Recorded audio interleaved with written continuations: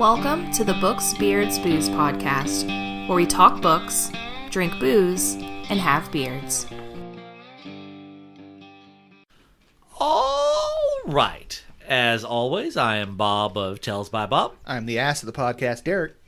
I am hungry intern Tanya. How are you hungry? You've eaten I'm always chips, hungry. You've been M&Ms? eating since I've been here. You had always hungry. you had a Oreo Which looked fudge pop thing. It was real good. It looked amazing. It was a whole bunch of shit I can't have. I know. It's low carb. I know. Like I'm my supposed life. to be doing better, but I had a bag of snacks. But Snacks. now I need real food because that was all snack food. Yeah.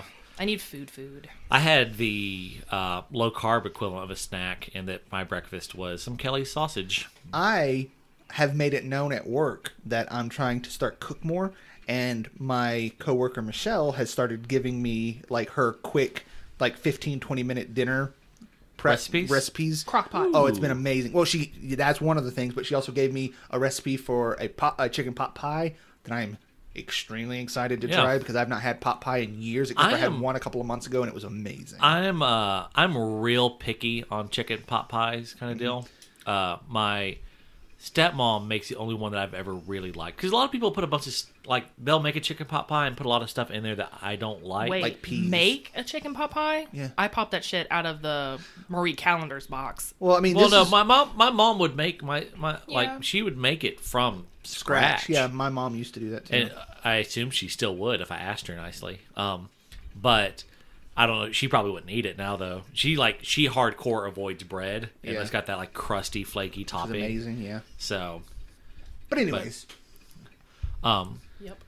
So, anyway, first off, we have a theme for this episode. I want to address an issue before we dive in. Me and Trizzle over there talked about it briefly before you got here. Derek, are you familiar with Marie Kondo? Is that her name? Marie Kondo? I guess that's something. Her last name is definitely Kondo. Well, it makes sense. She's from Japan, so why would Marie. you know anything about her? She's not from Japan. She's from Korea, I think. No, I think she's Japanese. can we get to the point? Yeah. So, all right. So Marie Kondo, she came out with a book about how to minimalize your life, and Amazon has made it into a show. I know who this is. Okay. Yeah. All right. So because I'm pretty sure I saw a meme about it on on Facebook that I shared that you guys would know if you didn't unfollow everyone because you're a narcissist. Yes. No, I had to unfollow people because I was spending too much time on for Facebook. the same reason I unfollowed everyone. It's not that we don't care about people. It's that we spend. I don't have any self-control, Derek. Did you not just see me eat a whole bag of fucking snacks? I have no self-control. Figured out. Figured out. But I think I know who you're talking about because one of my professors posted up a thing where it was like a picture of, I think, this person saying like, you should never have more than 30 books. Yes, that's exactly what we're talking about. And then it had the meme of the guy holding his hand up. It was like, I don't need that kind of negativity in my life. All right, so that's what I want to address. The book world collectively has shit itself to death in rage over this. And it's for the wrong reason. First off, people are misquoting her. All right, so here's how Marie Kondo works. And there's a name for her methodology. It's like Kondomar or something like that. I forget exactly what it's called. But she encourages you to go through your house and basically pick a thing up and ask, does this actively give me joy? And if it doesn't, you should get rid of it. Yeah. And so what she said is for her, she typically only has 30 books. She got rid of she talked at length about her process. Like when she started this whole thing, she got down to like 100 books, and then she's like, "Well, like really, like how many?" Like basically, what she settled on is she gets more joy from giving that book to someone to read than having it just sit on her shelf. Which is kind of the reason I wouldn't move to a Kindle. Right. So she has 30 books at a time. Like it's like she has a few books that are her like, I just cannot get rid of this book. This book brings me too much joy. I reread it all the time. Yada yada yada. And then she's got some books on there like I'm going to read. But like when she's done reading it, if she's like I'm not going to reread this, she gives it away. That's me. You know? I get that. And so But what the book internet heard was you can only have 30 books. And everyone freaked the fuck out. God, everyone freaked the fuck out. And so you're trying to say that something happened on the internet and everyone took it way left field and got whipped up to a forever and got for no reason? Yeah. Which is hilarious because you're now being hyperbolic by saying everyone. Well, it's like, okay, the small amount of people you saw on the internet said that. It was enough people have got whipped into a frenzy over this that a couple people came out with articles saying, hey, everyone... Chill. Like it cropped up on Reddit a lot. Like a bunch of people were like on Reddit doing angry stuff like, oh my god, Marie Kondo said get rid of all but 30 of your books. I'll never over my dead body. Yeah. And so same thing in like Bookblur and because I follow on Tumblr like book tags and same thing on Instagram like, and so a lot of them are like significant portion of the 30 internet books over of the my vocal dead body. portion of the internet freaked out. A significant portion of the vocal part of the internet book the lovers vocal minority. The vocal minority freaked out. They do. It got bad enough that people had to come out like and make articles like, well, look, guys, like you're freaking out over nothing. Here's what she actually said. First off, if you don't want to live a minimalist lifestyle, don't do it. Don't listen to Marie Kondo. Like, I think she has some points. I mean, I'm not gonna do things because it's the fad, but it's like I need to go through my closet. I have a lot of clothes in there that I don't wear. I'm too fat to wear. I wouldn't wear it even if I could fit into it anyway. I'm not going to go capsule wardrobe like you. Yeah. But which is funny that we're talking about that because Bob is literally wearing clothes right now that have more holes in them. Yeah. Well, they're around the house jammies. I'm doing laundry right now is why. Yeah, but you also don't wear underwear, so it makes me a little uncomfortable. Well, the holes aren't that high. Well, they kind of were when you were standing over there talking to me earlier. Well, it happens. It happens. Anyway. When you go into a dude's house, if you don't see dick slinging, it's his own house. Anyway, that's neither here nor there. I just basically like, look, if you're listening to this. That's toxic masculinity. And hyper. No, that's the words you use. The words you use matter, Derek. Good point. Good point. But no, so like, look, if you are if you hear this and you are part of the people that are freaking the fuck out because Marie Kondo said, just don't do it. Don't stop. Said that she herself keeps 30 books. Maybe look into what she actually said. Because she actually said, like, look, if having all those books on you... Like, her whole method is, does this bring me joy? Does having 400 books bring you joy? Keep 400 bucks. That's the whole fucking point of her ideology. Yeah. Is like, if it brings you joy, fucking keep it. Anyway, I just had to get on my little high horse there for a moment. Are you... You cannot do that and not sneeze. I'm trying not to sneeze. Just sneeze. I don't want to. Now we're all going to sit here and watch her till she sneezes. Like, God, no. What a fucking cock I was tease. also trying to like move my face, and I was like, oh no, they're still going to hear it on the podcast, and I was trying not to like let my sneeze happen, but now my eyes are all watered. Yeah, you should have just sneezed. You know, you're not supposed to hold your sneezes in, like try to not expel them because you can have a brain aneurysm. You know, like how people sneeze and they try to like kind of like hold it in. Like you just did? Yeah. That wasn't an actual sneeze. That was just me making the noise. My mom, when she sneezes, she sounds like a duck because she tries to hold it in. But it could give you a brain aneurysm. Just let it out. Let your snot fly. Or dab, destroy all bacteria and sneeze into your... Can we get to like the point of the episode? All right. Or do what I do and just sneeze down into your shirt. Just cover your chest. And... Are you just trying... Stop. All right, we're done. We're done with this conversation. We're done with this all right, so here's our theme for the episode. Wash your hands. That's not the theme. That's the theme of life. Wash your hands. It should be the theme, but it's not. So what we settled on talking about was... Let me open up my notes. Think back to all the books you've read. What are the moments that left the most emotional impact upon you? And it doesn't necessarily, like, it was sad or it was incredibly happy. Like, it can be whatever. Like, whatever sort of emotion it imparted upon you. Left you an emotional hangover? Yeah. Like, you just like, oh, wow, man. I got feels after that. Beep, beep, so, beep. I know Derek has a ton. I have a few. Tanya has a few. Yeah. So, we'll just start talking and we'll see where we go. How about you start us off? Yeah, let's start with Tanya because for all those who don't know... I'm a robot, beep, beep, boop. Tanya's not a real person. She's a robot. Yeah. Robot. All right. So first off, before we dive into this, I have to say this. I could have included so many moments, but I decided I drew a line in the sand, and on one side of the sand is me, and on the other sand is any time a dog died. That's fair. Dog, like, look, you kill a dog, like, we're talking Red Fern Grove, where the Red Fern grows, Old Yeller, Sounder, any of that shit. Like, the dog dies, I'm out. You know, I can't handle it. So those moments, Can't even. they don't count. Dog, like animal death, those are removed from my list. Those I'm are not cheap. a robot. Those are cheap. They're like the jump scares of emotional stories. They're not I cheap. will disagree on principle. I understand why you, but one of mine, Is a critter Assassin's dying. Apprentice. Yeah. but it's not a dog. Okay. Continue. All right. So I'll start with I guess qualifying the fact that when I finish a book, I tend to just kind of forget it.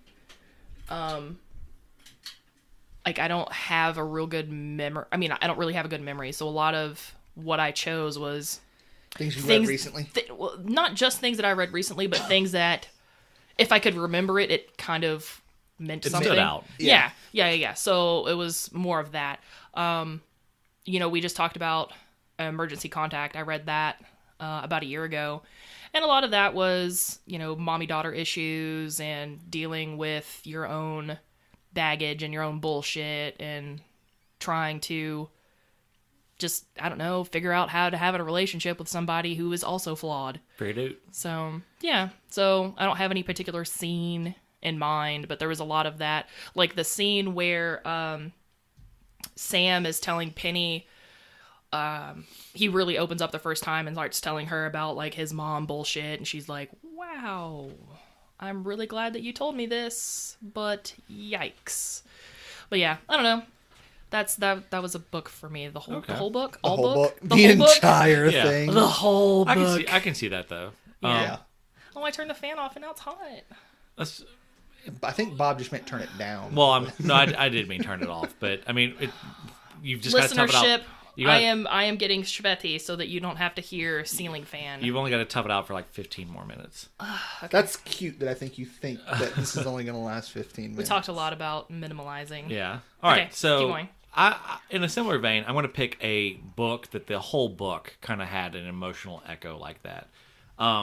But this is it kind of supposed to kind of deal. But I'll reference a specific scene that I like in it. But all right, A Monster Calls by Patrick. Bob can't read his own handwriting. Patrick something with an N. I don't know. Look up A Monster Calls. I think they made it into a movie pretty recently. All right, so the premise of this book is kid's mom is dying of cancer, and a monster starts showing up. A monster calls on him, kind of deal. And his life is shit. I mean, his mom's dying. He has to go stay with his grandmother, who's like very cold and emotionally distant. And he's being bullied at school. He's driven his only friend away. Like he's friendless. He's bullied. His life is shit. And this monster shows up and tells him 3 stories. It's like, I'm going to tell you 3 stories, and then you have to tell me one in return. Mm-hmm.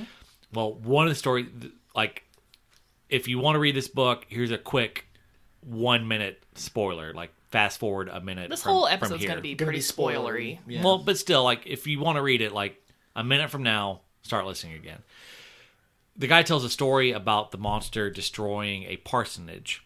And as he's telling the story, the kid gets to participate in destroying this parsonage kind of deal, like in like this dream state kind of deal. Yeah. When he comes to, he has destroyed his grandmother's sitting room, which is her like most private, precious thing. It's got all her precious everything, and he has absolutely destroyed it. And when he comes to, I was just like, oh no, no, fuck it. God, like the whole book is designed to be Oh no. A feels trip. a feels trip, basically. I mean, Yeah. the whole point of the book is this kid coming to terms with his mom is dying of cancer. Right. You know, like that's the point of the book.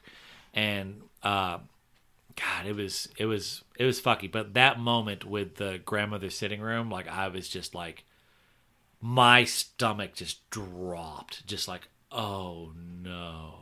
So yeah, that's one of mine. One of my. Go ahead and do two. Okay, well, so here's that makes sense. I'll do these two that go together. So I think I've already mentioned this, and Bob's already referenced it in this episode. The book series that has had the most emotional resonance with me over my entire time reading books has been the Realms of the Elderling books by Is it Robin Hobb. Elderlings or Ederlings? Elderlings. Elderlings. Okay. Yeah. Which I don't like the ones that don't follow Fitz Chivalry Farseer as much. So most of my love for them do come from those specific books, and I haven't finished all of them. I still have the last trilogy to finish. But by author who? Robin Hobb. Okay.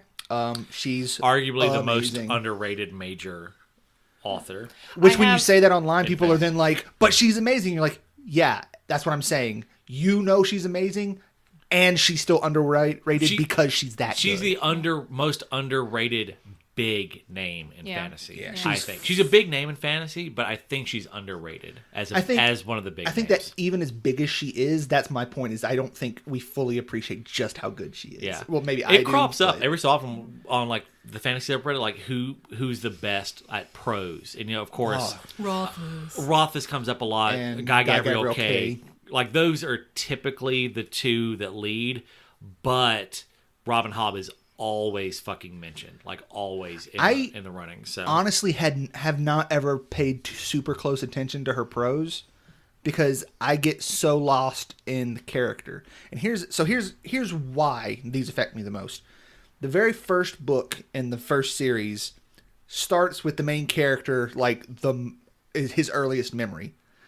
So you grow up with him and it's a first person's perspective. Mm-hmm. So you start with him as a child and live throughout his entire life with him over the course of these books. Mm-hmm. Like starting off with him being like, I don't know, 3 or something like that, all the way up until I don't know, but he's in his 40s or 50s where I'm at. Mm-hmm. And so that you build with him over a course of a lot of books. You see everything 9 at least, because two of the trilogies, there's 5 trilogies, but 2 of them don't focus on him, and then 3 of them I think do. I know that I've read 2 of the trilogies that focus on him. The last one does fully, yeah. And then I've started that one, but I put it aside because it was getting a little much for me. But so the thing is, you've spent so much time with him, and it's from first person perspective, and the whole story is about as tragic as you can get. Like, he is the bastard son of a person who was supposed to be king. He lives his entire life constantly being shit on. Yeah, I mean, basically, I read the first trilogy. Doesn't go good for him. No, but that's what I like the most about it, is the fact that early in his life he has made decisions, and despite the fact that those decisions come with a lot of pain and a lot of hardship, he sticks to what he said he was going to do and lives his life the way he promised to do it. Mm-hmm. It causes him pain. It makes things go sideways, but he always honors the agreements that he made. And it's, to me, very tragic, but also very inspiring to see someone do what they said they were going to do. But it's also heartbreaking because of it, because of the things that he has to lose to make up, to honor the promises that he made before he really could understand what promises he was making.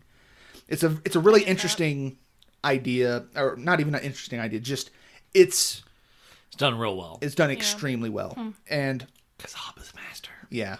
I've never cared for a character more than I care for that character.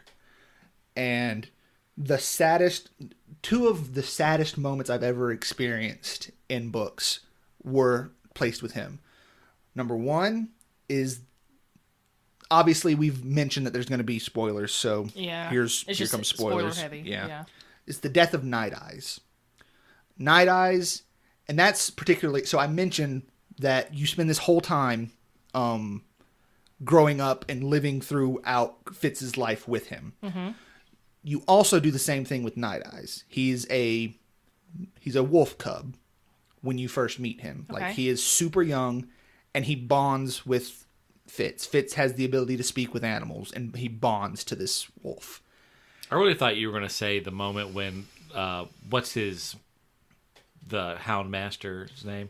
Is that the second one? Okay. That's not the second one, but we'll talk about that later. Okay. So Night Eyes, when he passes, it's devastating because for a lot of different reasons. One, you've spent your entire life with him. Also, he's been, because of the way Fitz has to live his life and the person he is and the role he has, he is almost eternally alone. Yeah. Because every time he gets close to someone, something happens and he can't have those relationships for one reason or another. This is also a relationship he cannot have without sacrificing a relationship that's incredibly important to him, but he pays that price and makes the decision to stay with Night Eyes. So Night Eyes also sacrifices parts of his life. He could go off, have his own pack, be his own wolf, but he doesn't. He's a pack with his man. Yeah. He stays with Fitz. They live together. And you know from the very beginning that when you see them get to, like, wolves do not live as long as humans. So right. you know this whole time that you're eventually going to get to this point. Yeah. And as the show, or as the books continue, it becomes more and more obvious because you see him aging and you see him not able to get around as well. And right. eventually he starts referencing, like, I'm not always going to be here for you, little cub. Like, I'm not going to be here to help you. Yeah. So it's, and then the worst part is once it gets to that point, there's a couple of false starts where you're like, it could be right here, but he gets past it. Yeah. It could be right here, but he manages to get past it. So when it finally happens, it's gutting. Like, I was at work weeping, and it was so bad. And what made it even worse was that Fitz does not have anybody in his life for the most part. Especially at this point in the story, he's lost his love. He's lost the relationship he had with his father. He's lost who he is for the most part, and I won't go too deep into that. But he's lost his identity as a person. He's built a new life for himself, and he's finally found a new person that could fill a part of it. Like, he has found a woman that is slowly opening up, and they're kind of forming a bond and a relationship. And when he loses Night Eyes, it breaks him in such a way that when he meets her the next time, it comes out that he is witted. And she rejects him because of it. So not only does he lose... Yeah. He loses essentially, everything. he loses everything. Yeah. And it's absolutely devastating. Yeah. And then at this point, he doesn't have anything else to rely on, so he kind of steers back into his old life, which is not really what he wanted to do, but it's necessity, and he doesn't have anything else, so that's what he does. Anyways, it's But another one is also with him. Now this, I'm not going to go into super specifics as to how it happens. The death of the Fool. Okay. The Fool dies. So in this book, there's a character named the Fool who, over the course of these books, becomes is incredibly intertwined with Fitz. Like, they are incredibly important to each other, and they're basically each other's only and best friends, with the exception of Fitz has Night Eyes, right. But other than Night Eyes, the person closest to him is the Fool, to the point where over the course of the books, the wolf kind of accepts him as part of their pack, to where, like, they're free one person almost. And what's so sad about this whole thing is the Fool is a prophet that knows the course of history, and he knows that he's trying to steer it in a way that will make the world a better place. But he also knows what that's going to cost. And he knows that repeatedly it's going to cost him putting Fitz in situations that he could die or be absolutely just destroyed, maimed, just crippled. And he has to do it because that's what it takes to put the entire world on course for not going into darkness. But Fitz is his favorite person alive. Like, they are incredibly close to the point where the Fool is in love with him. Like, in every way, shape, or form. They never come out directly and say he's gay. Yeah. But, like, if he's not gay, he's like, he loves him in every... He specifically says, I love you in every way. And it's what makes the death of the Fool even worse. He sees it coming. He knows that that's the end game for him. And to get to where he wants the world to get, he has to die to do it. Yeah. And he knows that. And he does it willingly. But what makes it worse is that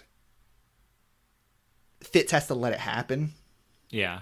And it's sad. So bad. And the fact, and it's so sad, just their relationship too, because Fitz loves him as much as he can possibly love a person without going over into that physical love part. Yeah. He just doesn't feel that way.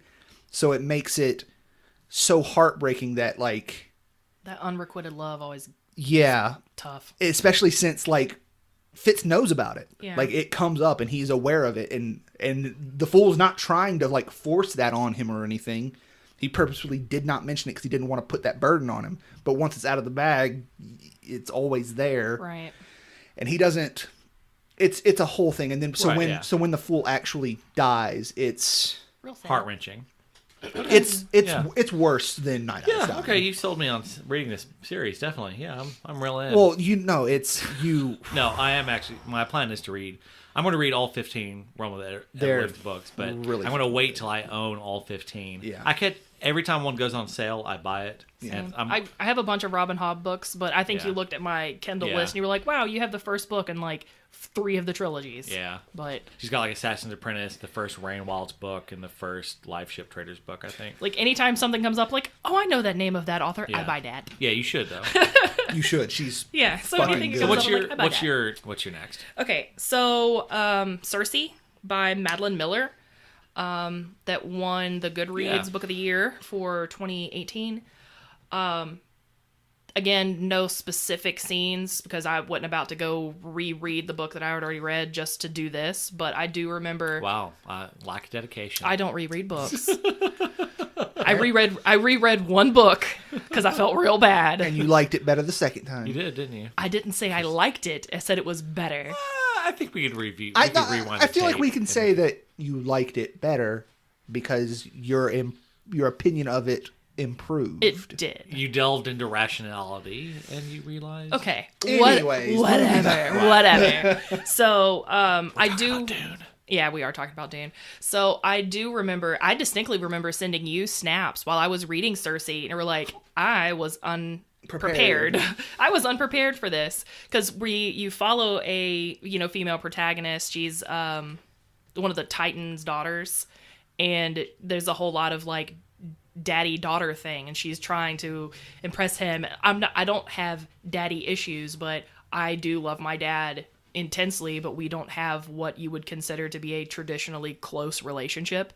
Like my dad's whole side of the family were more like slap hands and fist bumps, and not like let's hug each other and talk about our feels. So that's why I like going over there. I fit in. We're all robots.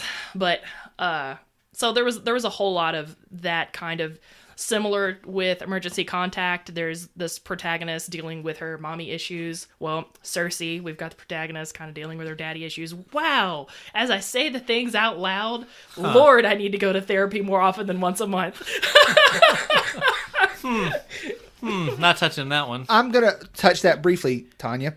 I was told I needed to go every week. Well, my insurance has changed, and baby ain't got $50 a week for therapy. I can squeeze $50 a month, but no. So like Circe, it was good. I enjoyed it. I can't remember any specific scenes, but I do know there was a lot of like daddy-daughter dynamics, and I'm pretty sure my face leaked a little bit. A tear, maybe 2 happened. So okay. I know that was a book that. I don't do research on my books. I'm like, okay, I'm just going to read this. And I kind of go in blind. Be like, what the fuck is this? That's why I end up with a lot of books like... that are garbage.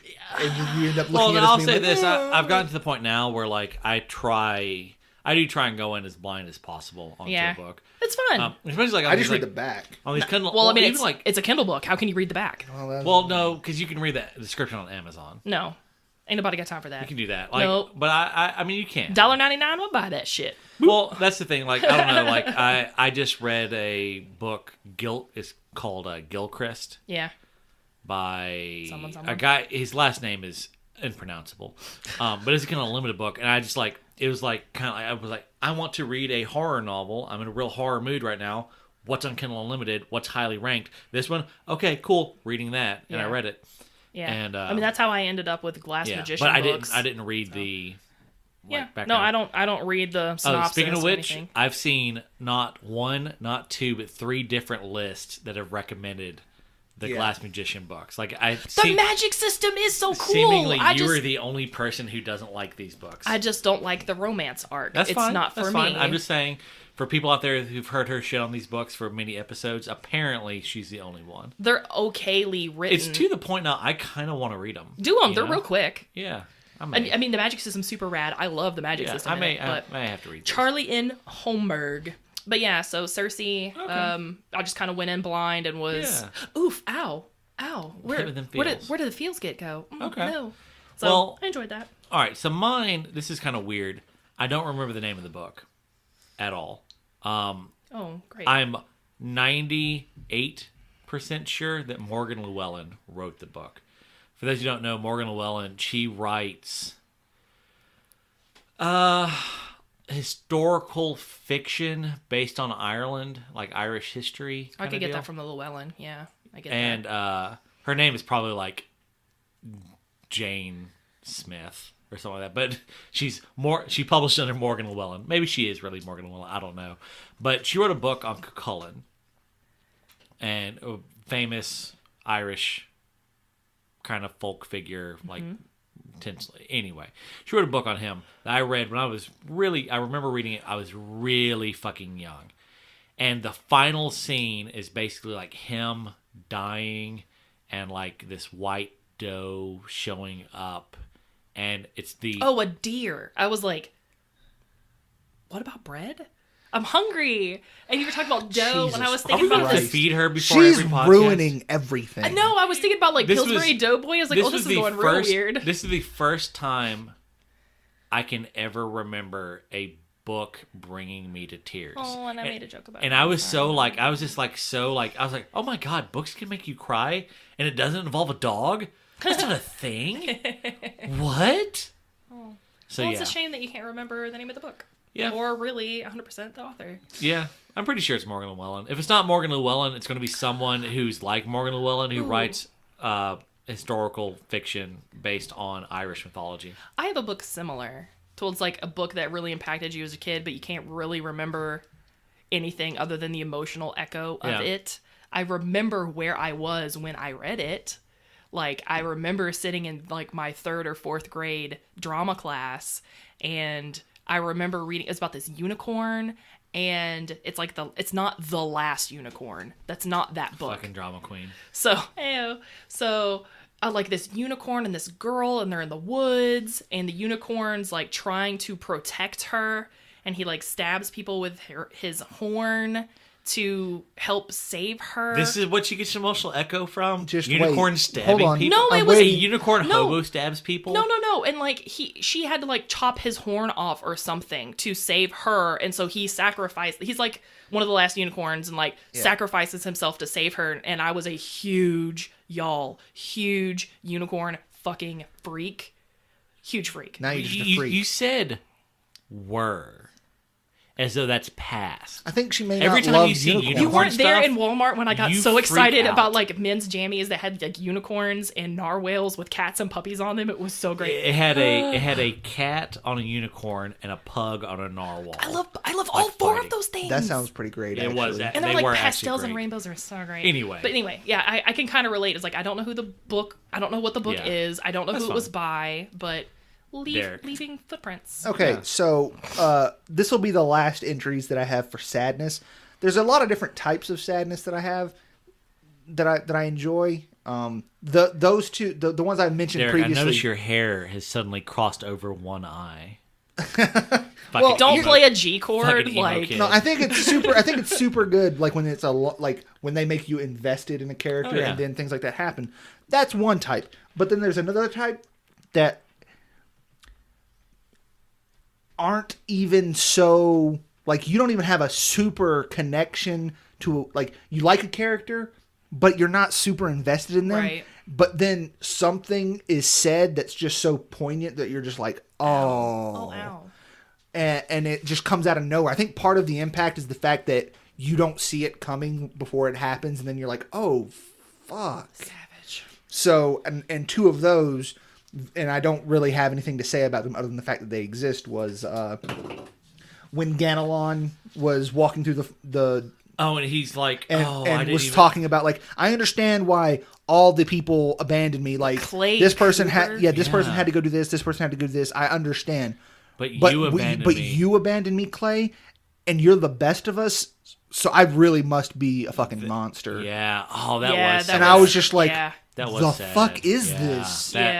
That hit me in the feels too. Yeah, that hit me Yeah. real hard. If I yeah, that should have been underlined on Kindle. Yeah. Yeah. And then Probably was. And Probably then was. since you're gonna read it soon, I'm not gonna go into any specifics, but when I'll forget the spoilers. Hilo. Jade City, Yeah. when Hilo basically says something along the lines of like, when he comes to the realization, he's like, it says the line is something along the lines of, and that's when Hilo remembered that his family simply did not love him the way he loved them. Oh yeah. Oh yeah. No. Be like- And that was like the Right, end of a yeah. chapter, and I was just like, oh, yeah. And like the whole what's the nephew's name? Andon. Andon. Like the whole end, like towards the end. Oh god, Andon. Man, there's a lot of feels there. It's I Yeah. like that.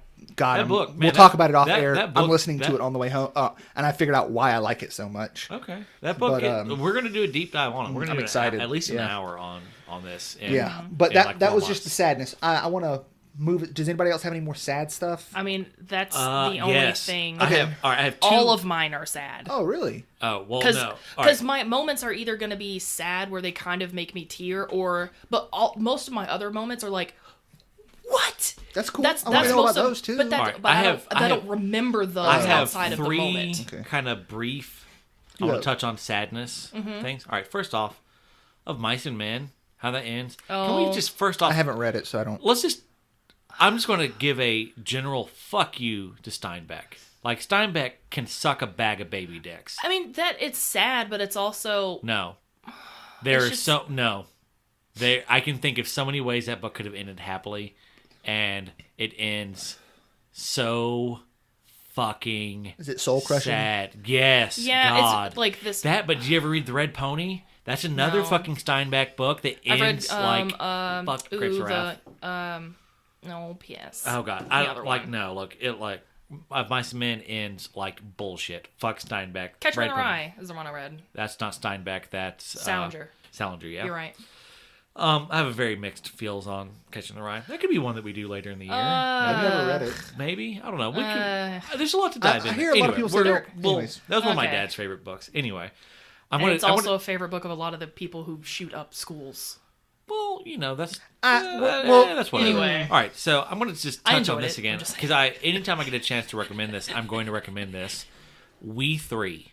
I know I said I was going to talk about animals dying or whatnot, but We Three is a 3-issue comic that's about 3 animals that get like cybernetically altered for like the military, and they escape, and the military hunts them down, kind of deal. And God, man, this is the only comic that's ever like brought me to tears. Like it doesn't end like, I know I say that you think, oh my god, they all die. Stop. That's not what I'm saying here. But God, the feels on that one. So as a writer, you know, you always want to be able to write that scene that just like brings someone to tears. Yep. I wrote a scene that I was sobbing as I wrote it. Like Really? In what? Here's the thing. Oh God. So I wrote the scene, Yeah. started writing the rest of the book, And it doesn't go with it anymore. and I realized it was the second book. It was Blightborn. I got like halfway through, realized Blightborn doesn't work the way it is. Right. Had to go back. Which scene was it? The opening scene of the book. And like I realized that scene no longer works. Did you at least keep it for a maybe later? Yeah. Okay, good. Well, no, I mean I kept it. There's no for maybe later. Yeah. Like it's a very specific scene. But I was fair. like, oh damn, the one scene I wrote that was like hit me in the feels. Like I recognize like it would probably hit me in the feels more than some people. Especially if it was the beginning of the book. Yeah, but it was like, oh damn, it's like that's a. Yeah.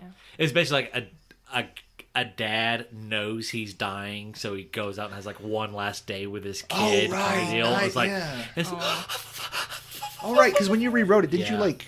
Yeah, I rewrote a lot of that. So yeah, it no longer worked. It's like, oh damn, probably the best thing I've ever written, and it no longer works in the book. Oh no, did you take out the joke that I gave you? Oh, I'm sad. I think the joke stayed. Oh, okay, cool. Because I like that joke. Is that all? Yeah, that's what I said. I only have one more, and it's fear-based. For the sake of just having different voices, I'm going to just intersperse mine with yours. Okay. Because, I mean, I have nothing else but sadness. Well, no, when I mentioned some of these other things, I think you might remember something that would be relevant. Bob, you just mentioned comics. I thought Little Depressed Boy Yeah, that's what I was going to say. Oh! Yeah, because I didn't know we could do comics. That didn't make me tear up, but there was so much of it was like... It's so relatable. Little Depressed Boy does evoke a lot of emotion, but not to the degree that a lot of the stuff. But Little Depressed Boy is the realest comic I've ever read. There were so many scenes of that. I was like, oh, fuck. All right. Emergency Contact was arguably probably the realest book I've ever, like the most like, wow, feels so fucking real. Mm-hmm. Like if you ignore the whole premise of she just happens to walk up on the guy she's met one time having a panic attack, you stroke. know what? I'm with it. If you it happens. If you gloss past, that's a little. It could happen. It was like the hermit girl leaves her house one time, and it just so happens to be the time he has his first ever panic attack. All right, ignoring that. Yes. Little Depressed Boy is probably the realest thing I've ever read. Like it feels so fucking real. Yeah. Little Depressed Boy is amazing. Which, remember this conversation when we start talking about Ready Player One. God. Very mixed emotions on that book. We'll talk about we're gonna dive on it. But so another one of the emotions I wanted to talk about was surprise, and I don't necessarily mean just like plot twist. Yeah. But just moments where you were just like, well, I'll first of all, enlighten me. First of all, there are a lot of different types of surprise that you can experience while reading a book. Yes. One of them is the plot twist. Yeah. One of them, for example, one of my favorite moments in a book ever was it might have been the epilogue or the very end of the chapter. I can't remember what. At the end of the book, Shogun by James Clavell. Yeah. I don't know how to say his name. Clavell, I think. You're relying on Bob for pronunciation. I know, and I realized that as soon fucked up. Yeah. But I'm not going to spoil what it is. I doubt either of you will read it. But it's on my like lifelong bucket list. Real good fucking book. I started to read Whirlwind by Clavell. Yeah, but I haven't. And then, but that's one thing. The most prominent surprise that I remember in recent memory when it comes to reading books was in Words of Radiance, the second Stormlight Archive by Brandon Sanderson. Mm-hmm. So I read the first book when it came out, and then when the second book came out, I read the second book. Correct. As you do.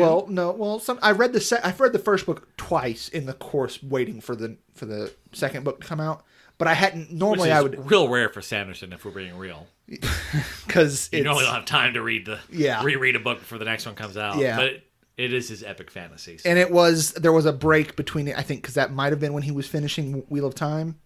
I'm not sure, but anyways, I think that's when he went and did Mistborn 2. That might have been what it is. Anyways, but I had forgotten that at the end of the first book, and like the epilogue or something, doesn't have anything to do with the main story, so it's not a spoiler or anything, but there's a character in that book called the Assassin in White. At the end of that book, he was sent to kill somebody. I completely forgot this. So when I start reading the second book, I'm just reading and like, oh man, I'm so glad to see these characters that I like again. All these characters. It's reading, and then all of a sudden, there's the Assassin in White, and I'm like, oh fuck! Because at the end of the book, when he got sent, I was super fucking hyped. I was like, oh man, it's going to be an awesome fucking fight. I'm so excited for this. Completely forgot about it over the course of waiting for the next book to come out. And then the next book came out, and I'm just reading. I'm so happy to see these characters again. Dun, dun, dun. And it's literally a dun, dun, dun. Like, they're just walking, talking down the hall, and they just kind of, like, turn, and they're like, and there was a person standing in the middle of the hall in white. And I was like, oh, fuck! I did not remember Run, this. bitch, run! Oh, yeah. Run! And then it went, like, it was one of those things where I was listening to it at work. Bob had walked in and was, like, kind of half talking to me, and I was like, give me a second. I'm trying to get to the end of a chapter. And he was standing there, and they said that, and I just went, oh, fuck! And Bob was like, what the fuck? Yeah. And I was like, oh, I was like, you got to come back. Just keep going. I'll talk to you later. Yeah. And Bob was like, okay. Yeah. I don't, but yeah, surprises in books. Yeah. Real good. No, so here's my last one that I have, like, set in stone. All right. Terror. Mm-hmm. All right. So, and this is real recent, as in, like, 2 days ago. I've read a few things over the years that, like, scared me kind of deal. Like, it had some moments that just kind of freaked me out, yada, yada, yada. But, all right, so I'm listening to an audiobook of a collection of Cthulhian stories edited by Ellen Datlow, which, pro tip, if you see any anthology of short stories edited by Ellen Datlow, jump on it. They're fucking solid. This is like the 5th one of hers I've read, and they're all fucking great. But it's called Lovecraft's Monsters. And she did this, like, the whole point of the anthology is, like, you know, some of these things are so fucking common. Like, Lovecraftian things are so common. Like, some things are played. She went to find stories that kind of broke outside the norm a bit. So she did this one called The Goat Nurse. All right? And it's very, like, I can't remember exactly. I want to say it's like Sri Lankan. It has like a Asian feel, but more like India, like kind of like casual, like feel to it. There's a scene where this girl she has become the babysitter for these kids, and she's in this house, and she goes upstairs, and the light bulb is blown, and she goes down. She's trying to put something away. She, like, puts it away, and she turns and just talks about how, like, it's utterly black, and she hears clip clop. Oh God. Of hooves in the upstairs hallway, and, like, just hears, like, clip clop, clip clop, and I'm sitting in my car like, oh fuck no, fuck everything about this, and I don't want to ruin anything, but it was fucking creepy. Like, I was sitting there like, oh, I'm freaking out. Oh, fuck, I'm freaking out. So, yeah, that's the last thing I've got. Continuing with my theme of protagonists with parent issues, because that me, I guess. Are we going to do, like, a spinoff of Tanya Needs Therapy / Book Spirits Booze? It's called the Help Tanya edition. The Help Tanya hey, edition. Man. Talk therapy. Books, beards, and therapy. Yeah. Books, beards, and cognitive behavioral therapy. Ew. So, Bloody Rose by Nicholas Eames. The scene where Rose is eulogizing Gabe. Because the whole time spoilers. she's, like, trying to... Yes, this whole episode is real heavy with spoilers. But, you know, she spends the whole novel, like, trying to live up to her dad. And she's like, oh, well, he didn't love me. And just coming to the terms with, like, wow, he loved me in the best way that he could. And I guess he loved me after all. I teared a bit. Yeah. It was real. Okay. Again, more daddy-daughter stuff. Yeah. But, you know, I actually, that wasn't the there's point. lots to unpack there. There wasn't, that point didn't really upset me as much. What upsetted me was Clay's reaction to it. Because Clay's Clay's one of my favorite characters in recent memory. Like, he's amazing. He's a. That's why I'm Clay. You're not Clay. okay, I guess. But I'm Clay. So I've got two More other like things Play-Doh. to mention about. There's a couple of scenes in I it, made but a if you joke. guys don't have anything, I'll just talk. Yeah, I have yeah, two yeah. more. Oh, you got two more? Good. Okay. Yeah. Then I'll do one, and then okay. So yeah. But mine are quick. I've got a couple of what I want to talk about was just really satisfying moments. There's no real Okay. emotion to it other than the fact that Fulfilling. it was just strangely satisfying, maybe. Yeah, like okay, you were I'm just with like, that. oh, okay. I didn't even think about that for like. Yeah, you'll as soon as I say it, you'll realize it, Okay. because this is one of the universally accepted favorite scenes by the Wheel of Time fandom. Is when Perrin goes into the blacksmith shop in the third book and just works in the blacksmith shop. Everyone loves that scene. I don't know why, but I love It's it. satisfying. It's so fucking sad. I think it has something to do with the fact that all he ever wanted in life was just to be a blacksmith, and it just got taken from him because of his fate. Right. And then you know he's a blacksmith. You hear it mentioned, but you've never actually seen him do what he's good at. And then you finally he's finally just traveling through the world, and he's completely out of his element. And then you throw him into this situation where he doesn't know what's going on. He's in a tight spot. He's trying to find a friend of his, and he finds comfort in the thing that he does best, and it just follows him doing that thing. It's out of the element, Donnie. Very nice. So I love that. Yeah. That was super satisfying.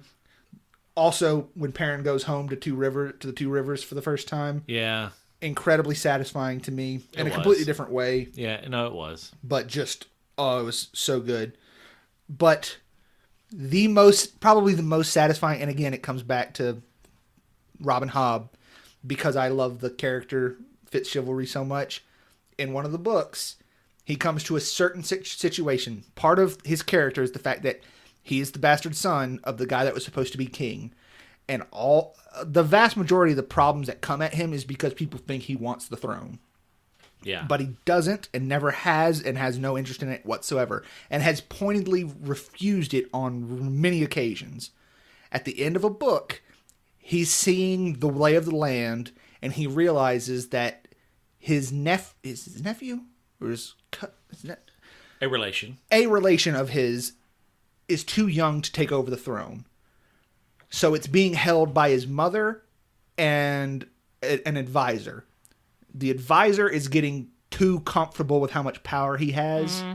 And he's not a bad person, but you see him fighting. Heading in that direction. He doesn't even mean to be doing it. He's just trying to do the right thing, or what he thinks is the right thing to hold over the power. But it involves him taking power away from the queen and the prince by extension. And he's seeing it happen, and finally Fitz is like, no. And the guy's like, what? And he's like, this is not happening. I am not allowing it. This ends. And he's like, basically he takes the Shadow Throne. Like, Gotcha. He becomes king in all things. Basically, he puts his foot down and is like, I'm of the Farseer line. I'm the eldest. I am in charge now. I run this. You will not usurp me or my opinions anymore. I will hold the throne until he is old enough to take it from me. Your opinion, you are an advisor, nothing more. It ain't none. Yeah, which was amazing, because the scene he's having it with is Fitzchivalry's like mentor. So he doesn't have any ill will towards him. He's just like, you're getting ideas, and this is going it sideways. his uncle? Yeah. Oh, okay. So he's like, you can't do that. And then he finally says, like, he's like, I'm in charge. This ends now. And his uncle, my house. And his uncle is just like, So just finally, the cable and cut the lights out. Let him know his grandchild is a baby, not a paycheck. anyways, Private Medical school, bills? daycare bills, medical bills. I'll pay that. So he basically Where puts. did they go? What are you talking? They broke about? up. Outcast? They broke up. Outcast. Yeah, they broke up. God, man, I need. They had creative differences. Andre 3000 need- went on to do other things, and Big Boy went on to do other things. Get out. Well, they had that Speaker Box and Love Below album that was basically each one did an individual album. know. And they put it together. Ooh, we digress real hard. Go ahead, Give me Derek. hair. I'm done. Okay. Well, you had a lot of emotions. Well, there was more to say, but Well, go what's your ahead. next one? Go ahead. No, it's fine. I'm sorry. Dune. That scene. The the scene scene, in yeah. Dune. The one scene that's emotional. I thought it was a real good scene, though. It was, where Paul is talking to Gurney, who currently has Jessica under knife point, and just trying to describe about, like, you haven't seen my mom crying for my dad, you know, you haven't, I got to see them share a love that I will never be able to touch, and that's kind of the line that got me. It's like, wow, you know, that's what you kind of hope to see out of your parents is like, oh, they've got something really great, and maybe one day I can have that thing. I can have that thing. But Paul knows he cannot have that thing because he's a cards. robot, beep, beep, boop. And so, but yeah, it got me when I read it the first time, and that was the only scene that I thought was worth a shit the first time.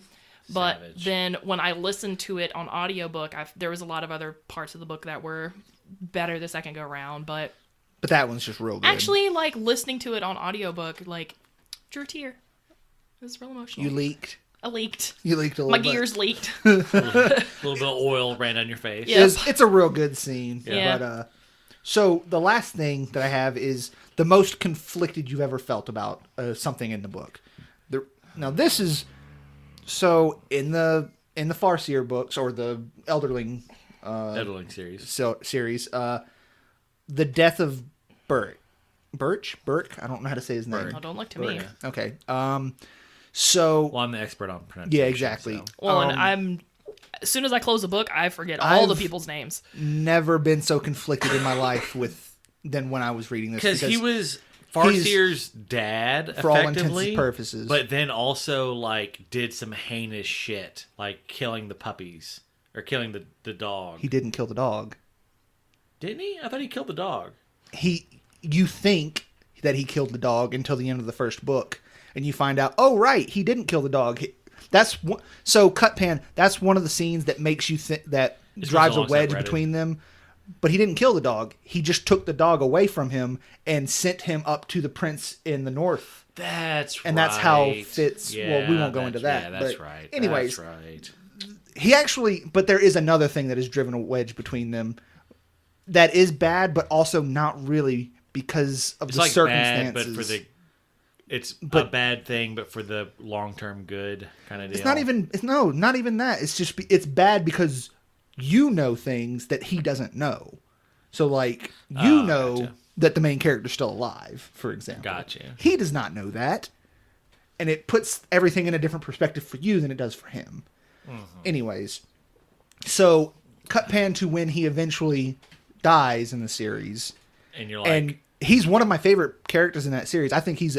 one of the most satisfying things that I've ever seen that I forgot to mention was when Fitz is beaten. And he takes him into his room and, like, takes care of him. And he's super quiet, which is really weird for Burke. Yeah. Or Burke. And he's like, what exactly happened? I need you to tell me exactly what happened. And he's like, so you didn't do anything to make this person want to beat you? He's like, no, I didn't do anything other than fail. He's like, okay, I'll be right back.